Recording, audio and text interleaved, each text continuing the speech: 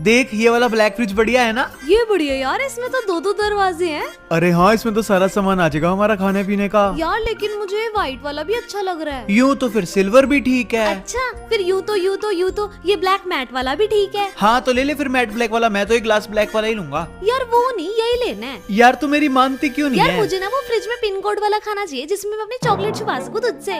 यार तू चॉकलेट के लिए ये वाला फ्रिज ले रही है? अरे ये ले तू, ये 10 रुपए रख जा, जितनी चॉकलेट खानी है तो खा ले। फ्रिज तो अपन यही वाला लेंगे। अच्छा ठीक है, मैं इसकी चॉकलेट लेकर आ रही हूँ, तू करा ले वो वाला फ्रिज पैक, हम वही वाला लेंगे। बाय। चलो हो गया काम। फ्रिज तो यही वाला लेंगे हम, है ना सब्सक्राइबर? सही है ना?